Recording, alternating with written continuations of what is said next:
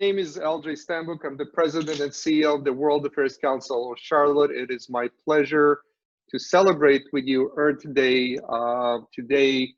And we are very excited to have with us a speaker that you should all meet if you haven't met him before, Shannon Binns. And I'll give you a brief background on Shannon.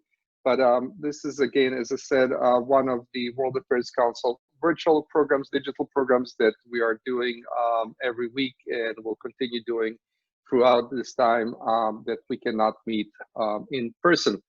Our upcoming list of speakers will be available soon, so please do visit our website and take a look at the speakers that we have coming up for next week and the weeks after that throughout May and then June. But I will now turn and introduce to you Shannon is the founder and executive director of Sustain Charlotte. Prior to moving to Charlotte in 2007, Shannon worked at the Nature Conservancy in Washington, D.C., where he was part of their climate change science and policy team. Shannon has also served as an agroforestry volunteer with the Peace Corps in Senegal, helped found a tsunami relief organization in Thailand, and served communities across the country as a member of AmeriCorps' National Civilian Community Corps. In the private sector, Shannon has worked as an industrial engineer for Motorola, General Motors, and Train. He holds a bachelor degree of science degree in industrial engineering from Iowa State University and a master of public administration, environmental science, and policy from Columbia University. Shannon has served as a supervisor on the Mecklenburg County Soil and Water Conservation Board and as an adjunct professor in the Sustainable Technologies program at Central Piedmont Community College. He currently serves on the North Carolina Advisory Board for Environmental Defense Fund, EDF. In 2015, he was named one of 7 to watch by the Charlotte Observer and one of the Charlotte Business Journal's 40 under 40. In 2019, Charlotte's NPR affiliate, WFAE, named him one of the most powerful voices in Charlotte. His email address is shannon.binns@sustaincharlotte.org. And let me just add that the World Affairs Council of Charlotte is a nonpartisan, non-governmental organization, and that the opinions expressed today are not necessarily the opinions of the World Affairs Council, its board and members. So for no further ado, I would like to turn it over to Shannon. Again, welcome, Shannon. Thank you for joining us today. Thank you so much, LJ. Really appreciate the invitation to be part of this event today and this speaker series. Happy day after Earth Day to all of you tuning in. And first, I just want to thank you for taking some time to tune in today to talk about what I believe to be our world's most critical collective challenge and opportunity for global cooperation and how you can help. And I'm not talking about COVID, believe it or not, I'm talking about climate change. And I know the reason for inviting me to speak with you today is because yesterday was the 50th anniversary of Earth Day. So I think it's worth noting that the first Earth Day in April of 1970 was actually a response to a clear and growing human health crisis. It wasn't about saving the polar bears or trees or even the earth. It was about saving people from an environmental threat, something that is very much the focus of the world right now, given the global COVID pandemic, which we may not think of a virus as an environmental threat, but it very much is. But again, back to April of 1970, the establishment of Earth Day was an attempt to save people from the toxic human health effects of the pollution we were emitting into the water, air, and land. In other words, it was an effort to raise mass awareness of the relationship between the health of our environment and our own health. And I think sadly that's too often forgotten. Many people think of environmental problems as separate from social problems or economic problems. Many think environmental advocates only care about trees or polar bears, or one of my favorites, saving the planet, as if we don't all depend entirely on the planet for our existence. But the reason why I and most people are concerned about our environment is because we're concerned about humanity. We're concerned about people, and we know that our existence rests entirely on the health of our planet. So one of my hopes is that the coming together to fight a human health threat, as we all are doing today with COVID, is something we will remember and can continue to fight the other threats to human health that we're reminded of on Earth Day. And I think the one that is on most people's mind right now, and there's been a lot written about this for good reason, is the threat to humanity of global climate change. And while this isn't the only global environmental problem, it's the one that arguably has the greatest consequences for all living things, including us. And of course, you've all heard the expression, think global, act local. And since most of you are members of the World Affairs Council, thinking global is something you already do. So now I'd like to pivot to talking a little bit about how you can act local to help address this extremely serious global threat by talking about what our challenges and solutions are from a sustainability and climate change perspective right here in the Charlotte region. So I'm going to share my screen with you so you can see some slides that'll help illustrate this, this opportunity that we have. Bear with me one moment. Okay, hopefully you can all see my screen now.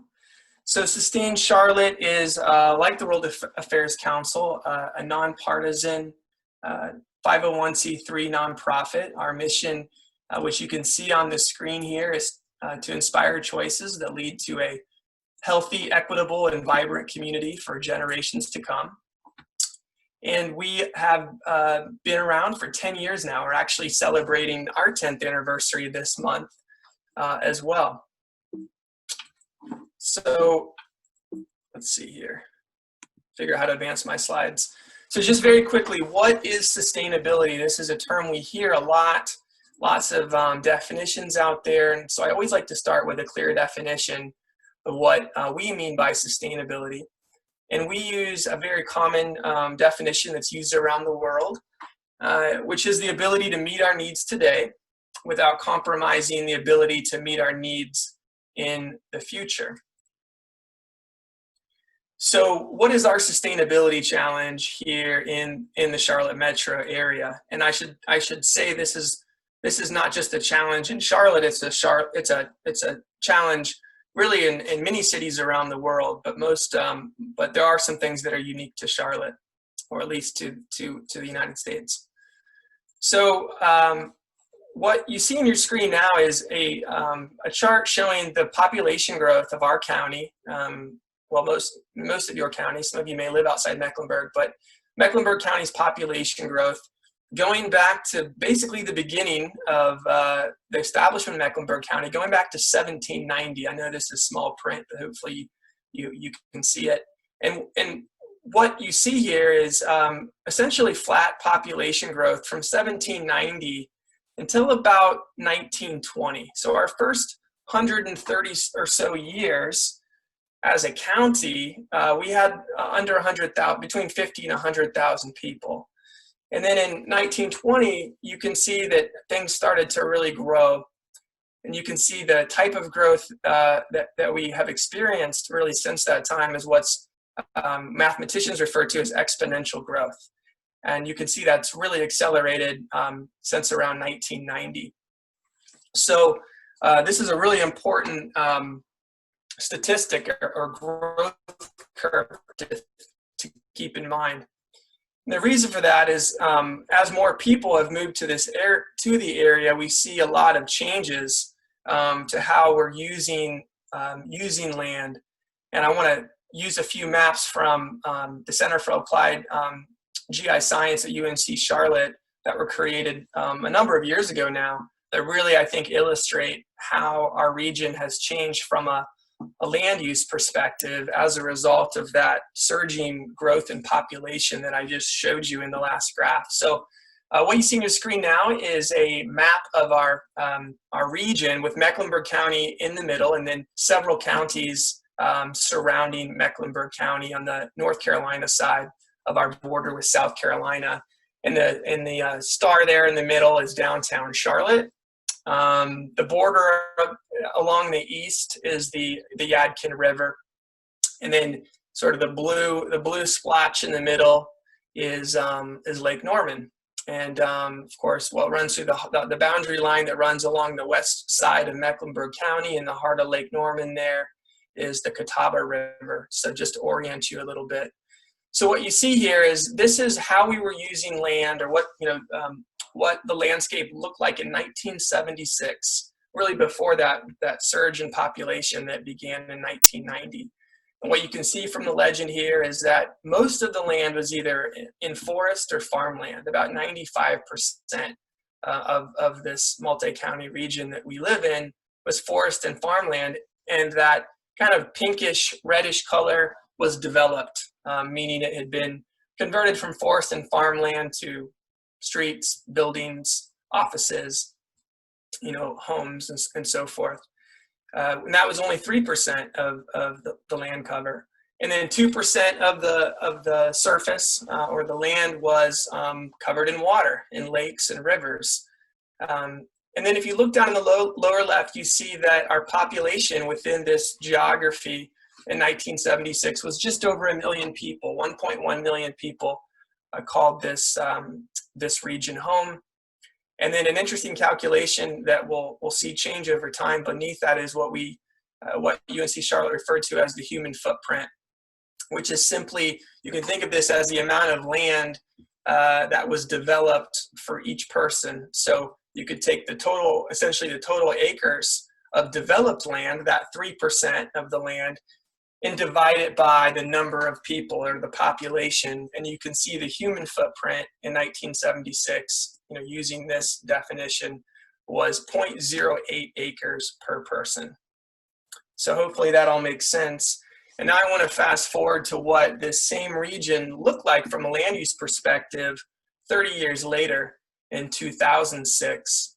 And normally at this point, when we're live and we can see each other, I ask you all, I like to ask audiences what changed, but that's a little bit harder. So I'll just talk you through this, but it's pretty obvious what's changed. The main change, a couple of major changes. One is the percent of developed land increased dramatically. It actually increased from 3% to 24%, so an 8-fold increase over those 30 years. And the trade-off there was loss of forest and farmland. So the increase in developed land came at the expense of forest and farmland. And of course, this was driven in large part, but not exclusively, by the population change. So if you look down at population, you can see it almost doubled from a little over 1 million to a little over 2 million. So doubling the population in that 30-year span. But the reason that we really see if you look at the human footprint increased to almost 0.4 of an acre per person. If you remember, in 1976, it was 0.08 acres. So the amount of land that we were consuming per person, or the developed land, quintupled, grew by 5. So this is, didn't have to happen this way, but that's how it happened, and I'll get into that in just a moment. But the other thing I'll note that didn't change over the 30 years is the percent of land that's still covered in water. That's still 2%, which is a reminder that water, surface water, is more or less a fixed quantity.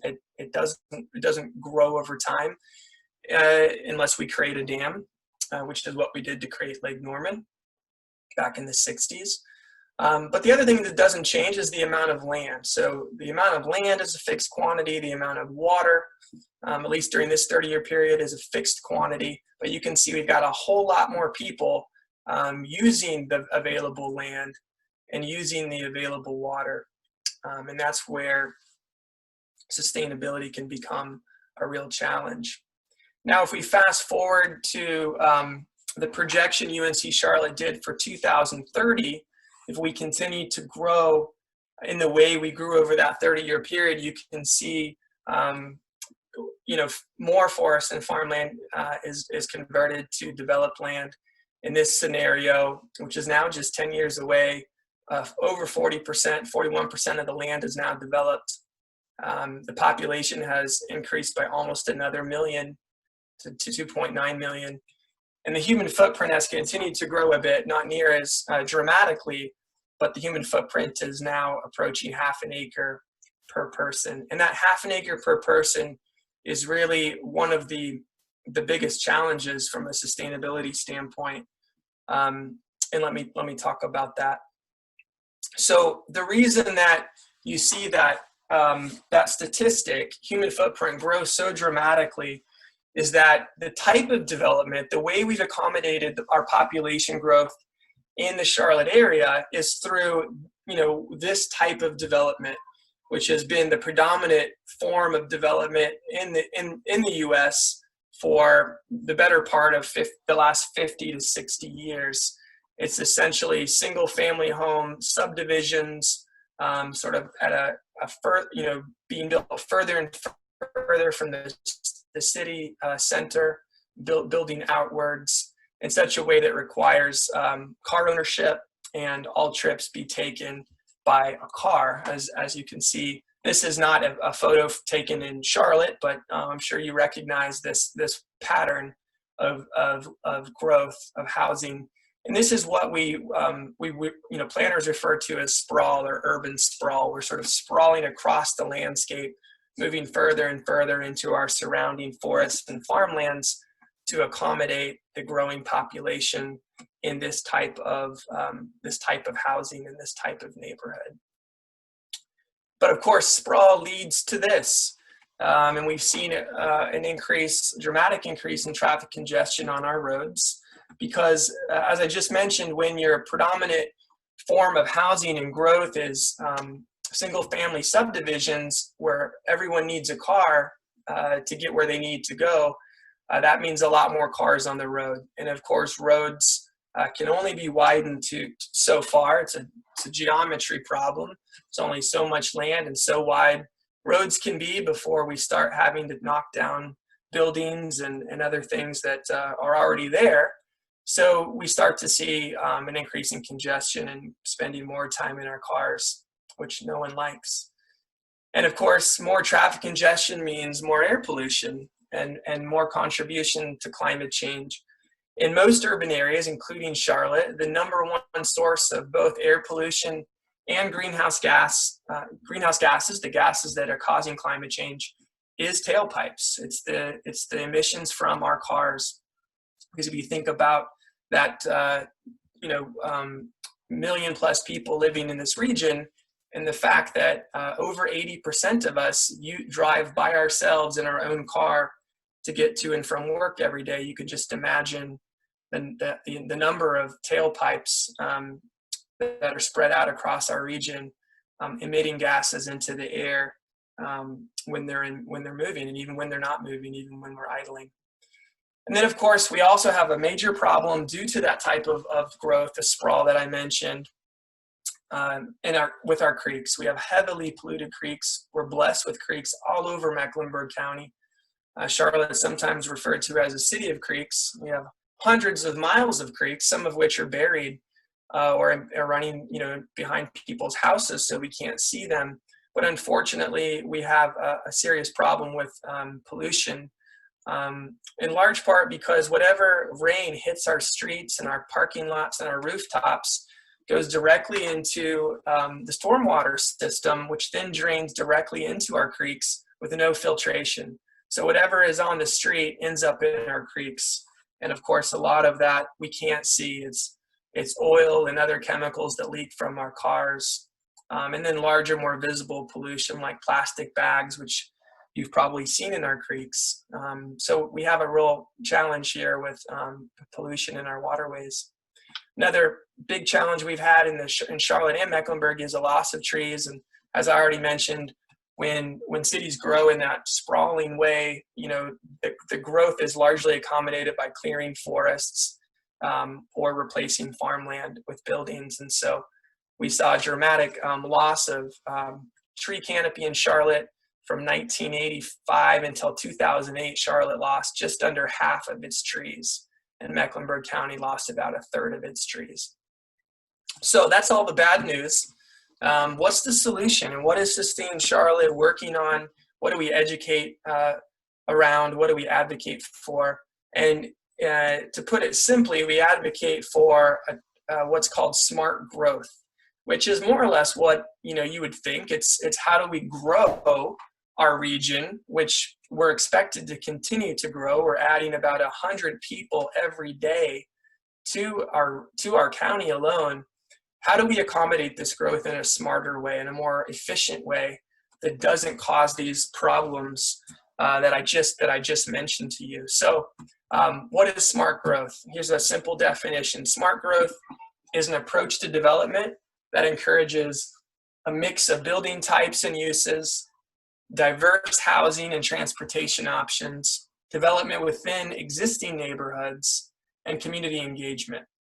So, this is it's just a different way of growing. It's different than the more typical suburban sprawl and single-family home subdivisions that we all know and has been the dominant way of growing cities, again, for the last 50 or 60 years. The good news is that cities all over the country and all over the world are now moving back towards what we consider smart growth, and away from purely suburban growth. We still have a lot of suburban sprawl in our region, but we I think are doing a better job than we've perhaps ever done, at least have done for the last 50 to 60 years, in trying to prioritize growth where we already have development, and having the elements that are listed here on the screen. What are the benefits? Quite simply, smart growth supports local economies and protects the environment, and it furthers opportunities for all. I see a spelling mistake there, but I should say furthers opportunities for all. Of course, there's many more benefits, but this is sort of a shortened version. And what does it look like? Sometimes I find it's easier to show a visual. I showed you a vision of sprawl, and this is one example of what smart growth looks like. It's not the only image of smart growth. We wouldn't necessarily have this type of development everywhere. There's still a place for single family homes, which are not in this picture. But what you see here are some common elements of smart growth. You see a mix of building types and building heights. On the right, you can see some walk-up residential. Those could be condos or apartments. Across the way, you might see some offices or hotels. And the idea is that that things are mixed up. Uses of buildings are mixed together, so you can easily walk or bike or ride transit to your place of work, to the grocery store, to the post office, to the places you need to go, to school, rather than having to get in a car and drive 20, 30, 40 minutes to get to meet your basic needs and to get to where you need to go. So you can see there's a mix of trees and green space here. There's nice broad sidewalks, crosswalks, bike lanes, yet still quite compact, and quite a lot of housing. And this, of course, is how we used to build cities. It's how downtown Charlotte was built. It's how a lot of our older cities were built prior to the invention of cars, which allowed us, it was really the invention of cars that allowed us to spread out across the landscape and even be able to build single family home subdivisions like we have been for many decades. So in many ways, what's old is new, and we're realizing now that suburban auto-oriented or auto-dependent style doesn't work for growing cities. If your city's not growing, you can grow in that way for a bit, but as population increases, it becomes less and less sustainable. So we're going back to an older way of building cities in a way that's healthier and more accessible for people. And it means what it doesn't look like is this. This is what a lot of streets in Charlotte look like. You can see there's a sharp contrast between these two. Things are very spread out. Roads are very wide, very unsafe for walking and biking. And as a result, here in Charlotte, a lot of people choose not to walk or bike. It's just not a safe, convenient option. And so our hope and what we advocate for is that over time, we'll see streets like what you see here looking more like this here. Not exactly like this, but you'll see more people on the streets safely walking and biking and being able to easily get to the places they need to go without having to own their own vehicle. So, and less of this, of course. So I'll conclude my prepared remarks here and give you a chance to ask some questions in the chat box. But if you want to follow us, if this is a topic that interests you and you want to be part of the solution and helping us advocate for this type of growth, smart growth, and know what you can do as an individual, I encourage you to follow along online. We're on all the social media platforms and posting daily there, but then we also do a bi-weekly email update, and you can sign up for that via our website, which you see on the screen here, sustaincharlotte.org. So with that, I will turn off my screen and look for your questions in the chat box.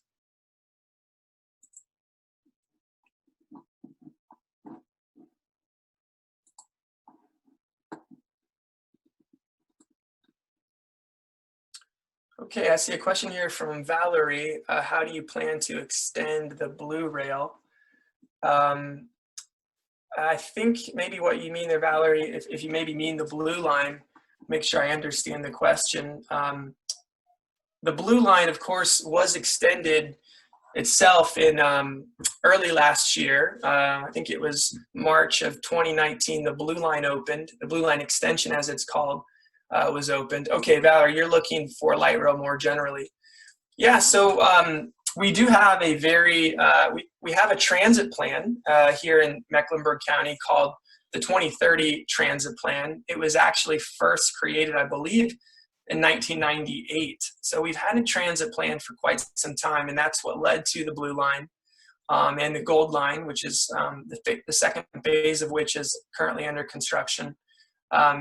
It led to the current planning that's happening for the silver line, which is our east-west light rail corridor from Matthews to the airport and very likely beyond the airport into Gaston County. So there are plans in place already to extend our rail network. Of course, the major challenge that we have is the funding, because the upfront funding for rail is very expensive, and the current half-cent county-wide sales tax that was passed by voters twice in the first 10 years of this of the 2010 decade just simply isn't enough. So we have to get creative about finding ways to fund the expansion of rail, and there is strong interest and strong demand, and planning is underway for the silver line, which I believe will be around 25 miles. But the funding for that has not yet been identified. So I think we'll be seeing some proposals for that, hopefully sometime in the next year or so. Lots of questions coming in, so let's see where, let me get caught up here. Next question that I see here from JD: what are some of the Sustain Charlotte near-term goals, and has COVID changed any of these? Yeah, that's a great question. You know, I think we had many goals for 2020, and we have not abandoned any of those goals. But I would say that, you know, one of our current campaigns that we started earlier this year was we created an online statement of support for people to sign, community members to sign. We encourage you to sign, asking for the city to budget $50 million over the next 2 years to invest in making our streets safer for walking and biking. And we have 5 specific programs that the city already has in place or is working on that need funding to do that. So I think, you know, it's yet to be seen if that request can be filled before COVID. I think all indications were good that the city staff and city council were going to support that level of investment. But here more recently, the city, of course, is reevaluating their upcoming budget, which they need to finalize by June 30th, since their fiscal year starts July 1. and they're talking about adding no new programs and really focusing on employer retention and just maintaining current services. So some of these important investments we need to make, like the investment in rail and the investment in safer streets, is a little bit yet to be determined how COVID will impact those, because they will require public investment as well as private investment. Do I think mass transit will help solve the problem? Absolutely. We have advocated for all of these 10 years on expansion of mass transit. We just started forming a local transit coalition to help give citizens and neighborhood organizations a voice for greater investment and improvement in our transit system. Our transit system is vastly underfunded for the population that we have here in our region, and we know from public engagement and surveys done by us and others over many years, the metro area, people who live here are very hungry for more and better mass transit. So I think the public understands that cities of our size need transit to efficiently move people. We just have to really prioritize it and find a way to fund the investment in that. Don said the maps you used to show growth since the 70s were jurisdictional rather than ecosystem-based, i.e. counties, munis, and state lines. Because air quality is not jurisdictional, watersheds follow radically different patterns than lines on a map. And transportation and development policy systems reach well beyond the political lines. Do you see a pathway for interstate regional collaboration? Some regions are making progress in regional collaboration. This is a really excellent question, and I totally agree. I think it's unfortunate that our political boundaries, in many cases, were drawn the way that they were. I've seen maps, and maybe the person asking this question has seen these too, of how differently our counties and our states would look if we actually based our political boundaries on ecological boundaries like watersheds. It would make it easier, I think, to have to collaborate across municipalities. But regional collaboration here is absolutely critical, and I see that's been growing fairly significantly. We have a regional nonprofit that works with really all the municipalities in the larger region that I showed on those maps, called the Centralina Council of Governments. It's a nonprofit, but really all local governments are a member, and they work to coordinate and increase collaboration among the various municipalities. And I think there's also, so they've been doing a lot of work around regional land use planning and transportation planning. In fact, they just launched a regional transit study this year, I think really within the last few months, if my memory serves me correctly. So they are coordinating a lot of that regional planning work, and have been doing so for many years. But of course, regional collaboration is a challenge. There are different priorities within the different parts of our regions. But I think one priority that it has become stronger and stronger across the region is transit. And that's been very exciting to witness. Last year, many surrounding counties and towns passed resolutions of support within their governing bodies for transit into Charlotte, into Mecklenburg County. And I find that very encouraging. Even the town of Stallings passed such a resolution, Belmont, and so forth. So I think we're going to see much more regional collaboration, particularly around transit, in the coming years. Someone else asked, taking the current pandemic into account, what environmental issues do you see arising? Well, it's interesting, right? There's been a lot written, and many of you have probably seen.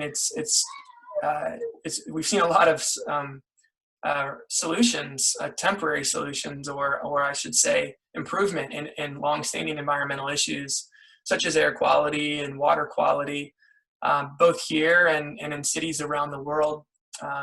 You've maybe seen the images of the Himalayas being visible in parts of India for the first time in most people's lifetimes, and LA, has notoriously bad air quality, having the cleanest air they've had since 1980. according to their data. Even here in Charlotte, we have cleaner air over the last several weeks than we did this time last year. And it's not a surprise. You know, as I mentioned earlier, in most cities and metro areas, including here, the #1 source of air pollution is cars. And there's a whole lot less people driving every day. And so, you know, that's why we're seeing the temporary improvement in air quality. And obviously that's a short-term solution, or a short-term win. You know, when the stay-at-home orders are lifted, people will return to driving, because frankly, in many places like Charlotte, that's the only real convenient option for many people based on where they live and where they need to go every day. But what I'm hopeful is that we'll have now seen what the environmental benefit of driving less is, rather than it being a theoretical or abstract idea. And maybe our policymakers and just you know, citizens will have even more interest in giving people other ways of getting around besides driving. Bob McElfresh, longtime supporter of Sustain Charlotte and former board member. Thanks so much for everything you've done, Bob. Asks, to what extent have you had success with our political leaders and decision makers? You know, I would say that, you know, over these 10 years, we've had a lot of success.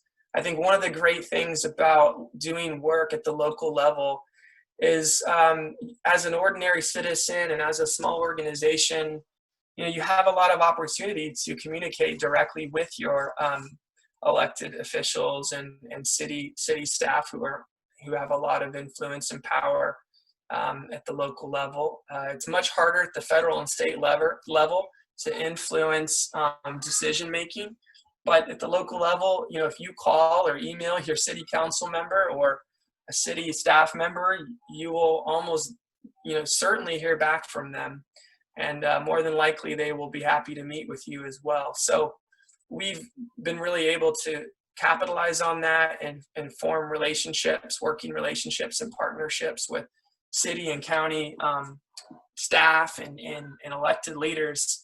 And in many cases, they have listened to us and listened to our supporters who have reached out to them.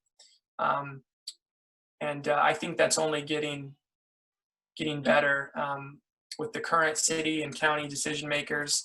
They are, I would say, more amenable, more receptive to the ideas of smart growth and the things we need to do than perhaps previous elected leaders in those positions.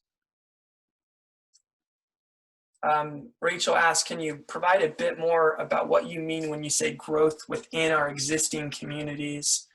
In some of our neighborhoods like Belmont and Noda, you see a lot of older homes torn down and new ones built. What are ways to grow smarter in these types of areas? Yeah, great question. So yeah, certainly in our older neighborhoods in Charlotte, that's very much happening. We are seeing smaller homes being torn down, and in many cases being replaced with larger homes.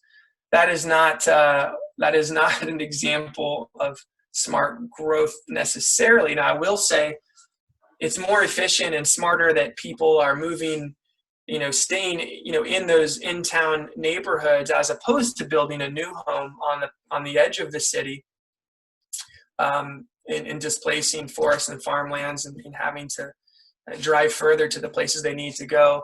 But really, ideally, we'd like to see a more mix of housing types in our existing neighborhoods. So more duplexes, triplexes, quadplexes, and in certain locations, more apartments as well.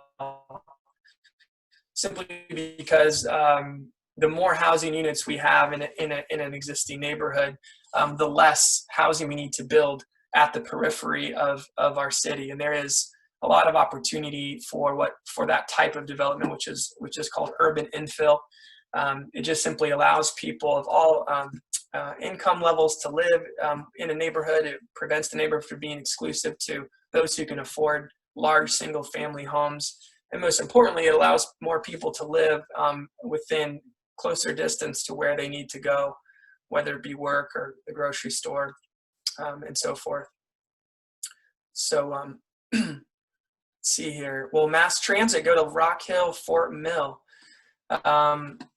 You know, I don't think at the moment that's not part of the plans, but I will say that there is interest in that, growing interest in connecting Rock Hill and Fort Mill as the populations of those towns have exploded as well. So I think that's something that's going to be part of that regional transit study that I mentioned earlier. Certainly that is something that will be looked at as part of the regional transit study. You know, to what extent transit is expanded beyond Mecklenburg County is really going to be dependent largely on the governments in those towns and in the surrounding counties. So if Rock Hill and Fort Mill, you know, if those citizens and their elected officials say we want transit and are willing to contribute to the cost, then I think absolutely transit will connect those towns. But it really comes down to, you know, how are we going to pay for it and who's going to pay for it? And it will have to be a collective effort to do that. A lot of transit now needs to be funded at the local level. Both the state and the federal government have pulled back from supporting transit. And so the burden really for funding transit is on local municipalities more than it has been in the past. I live in Mooresville, wanted to know if any plans for this area. Yeah, so, you know, part of that 2030 transit plan was to bring commuter rail north to North Mecklenburg, not as far as Mooresville. Unfortunately, when the plan was done, Iredell County did not want to be included in the transit plan, and so the current plan does not include Iredell County. It only goes you know, into North Mecklenburg.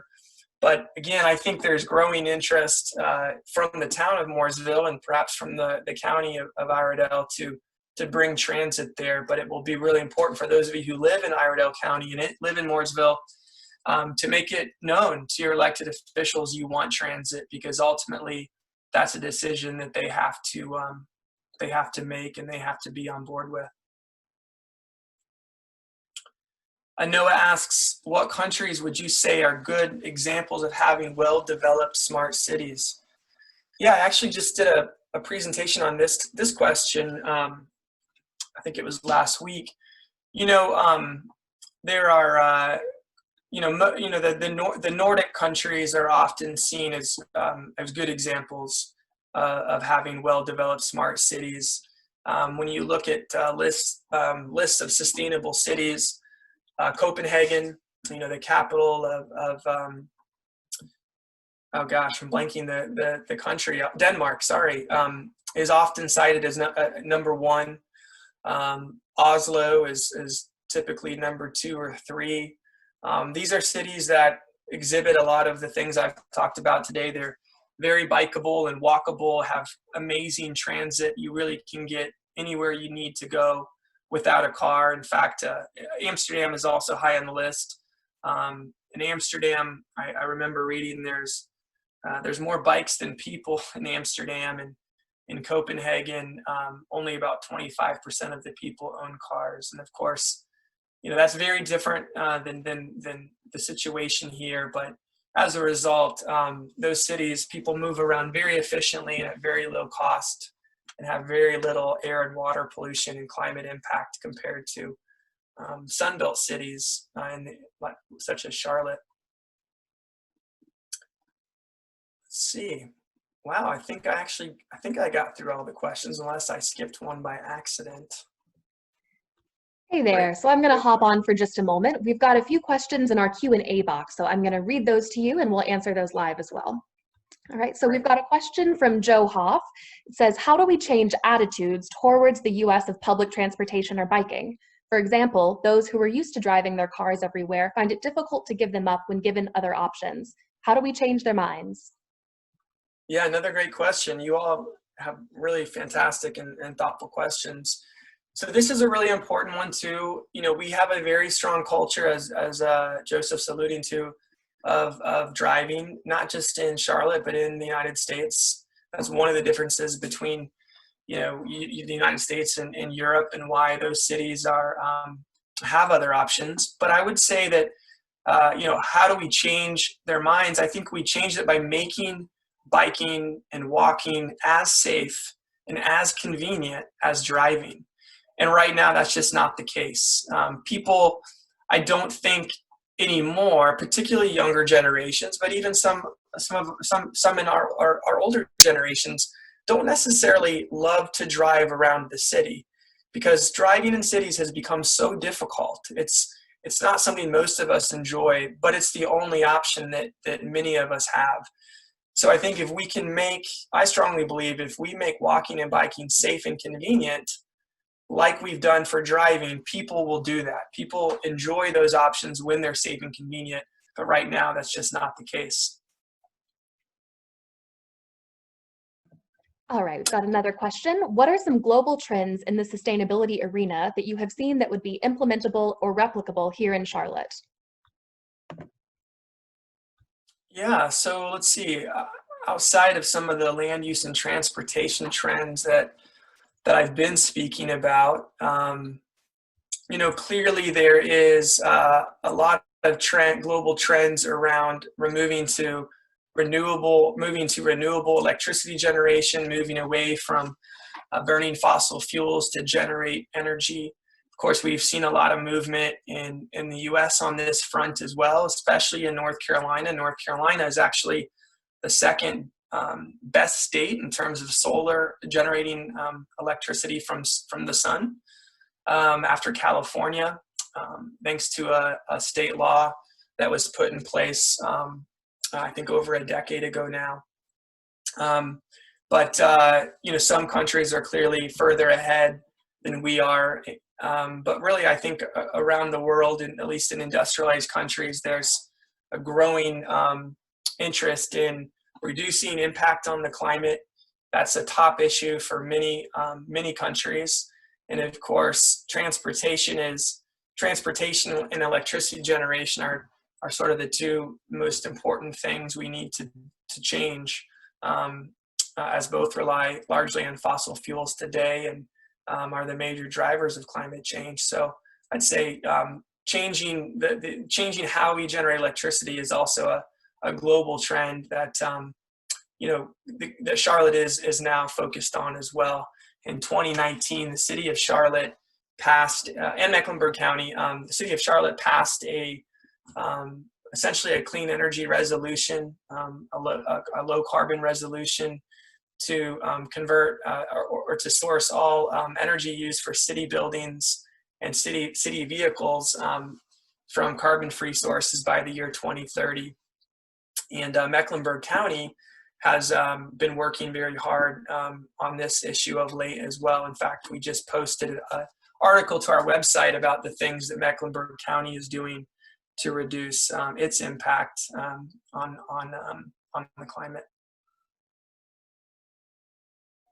All right, and for our last question of the day, we've got another question from Bob. Is there a chicken and egg problem with encouraging urban infill before stores and offices locate nearby? Which comes first, or how can they be made more iterative?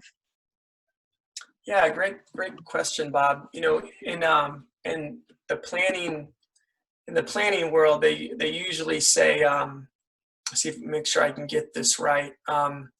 Usually the businesses, the retail and stores follow rooftops. So usually, you have to have that denser housing, that more compact housing to drive the market for stores, retail in particular, and restaurants and such. So generally that is the sort of thinking, is you have to have the housing first.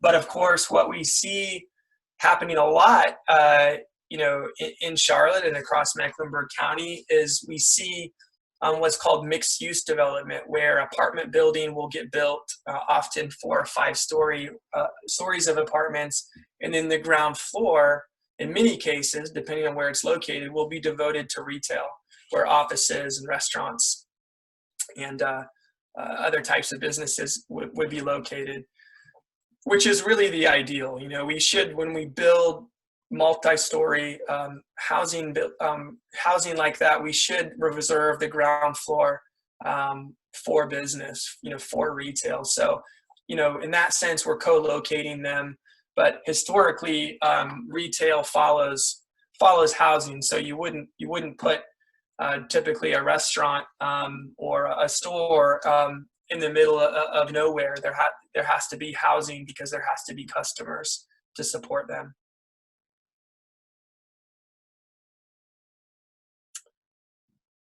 Great. Well, looks like we've gotten through all the questions. Well, thank you so very much. Thank you, Shannon Binns, Executive Director of Sustain Charlotte, for being with us today.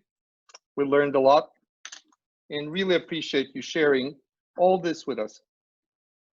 Today we focus more on local issues, on our local community, but if there is ever a doubt that the world is interconnected, the current pandemic and global economic and other impact on all of us dispels that notion. So what we talked about today affects our state, our city, our country, and every country in the world. It's an important topic. We at the World Affairs Council believe that promoting dialogue on all these issues that affect us globally, important issues that affect us globally, help and promote knowledge, education in our community, and also help promote democracy in our country. So thank you so much, Shannon, for being with us. We will have a video recording of this program. So if anyone is interested in sharing this particular program, we encourage you to do so. We'll have it to you by tomorrow. And if you want to be in touch with Shannon, once more, please let us know how people can reach out to you. And congratulations on 10 years of your organization. We're happy to have you here and glad that you exist. So please share your contact information. Sure. So I'm pretty easy to find if you just Google my name. But you know, you'll find our staff page with should have my email listed there too. But it's just Shannon, SHANNON .Binns, BINNS @sustaincharlotte.org. And do feel free to reach out, and I really do encourage you to follow along with us and help us bring about these changes to our community, either on social media or email, however works for you. Thank you so very much. Thank you everyone who participated today. We look forward to our upcoming programs. Have a great rest of this afternoon. Thank you, Shannon. You.